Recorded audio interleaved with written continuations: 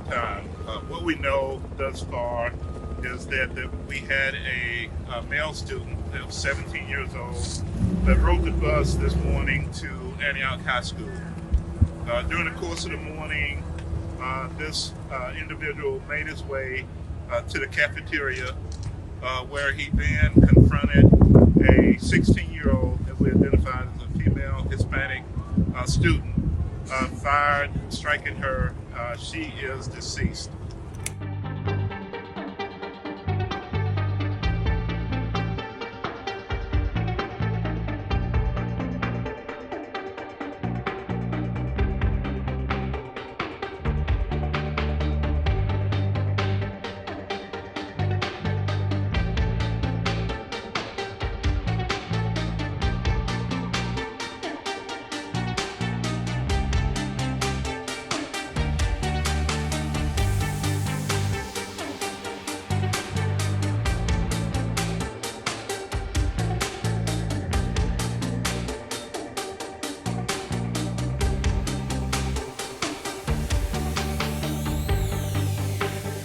What we know thus far is that we had a male student that was 17 years old that rode the bus this morning to Antioch High School. During the course of the morning, this individual made his way to the cafeteria where he then confronted a 16-year-old that we identified as a female Hispanic student, fired, striking her. She is deceased. There is another male 17-year-old young man that was wounded with a graze wound, and he has been treated at Vanderbilt and released.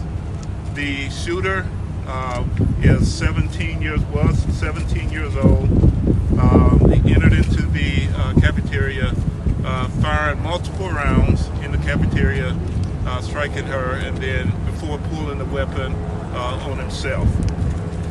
From that point, at 11:11, we started receiving calls for service.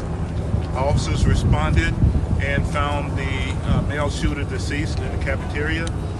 We've been working with our state and federal partners on the identification and notifications of all. From that point, our SWAT team began systematic searches throughout the entire school to make sure there weren't any more victims or shooters within the school.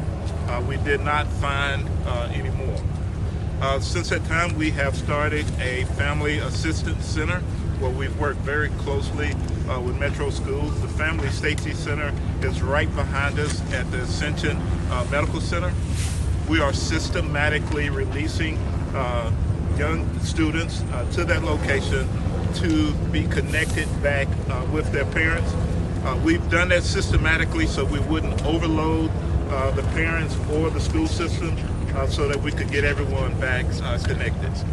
The investigation is still very much ongoing as to a motive. We're looking into that. There are some materials on the internet that we're looking at that's under the investigation of the initial stages, but we'll continue to follow up on that.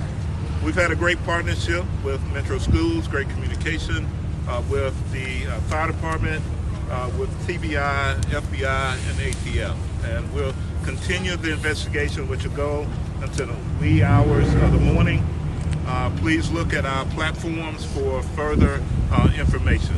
As you all can imagine, this is a heartbreaking day for the entire Antioch High School community and all of us here in Nashville and in Nashville Public Schools. Today, we lost students in a tragic incident. One student took his own life and the life of a peer, forever changing the lives of their families and everyone who knew them. My heart goes out to these families as they face unimaginable loss. At this time, we are grateful that no additional lives were lost, though at least one student is being treated for injuries. I want to thank the school staff who quickly followed emergency protocols, potentially preventing others from being harmed. Their actions were heroic on a dark day for our school community. I also want to extend my gratitude to the Nashville Police Department and Nashville Fire Department for their swift and urgent response, securing the school and caring for those impacted.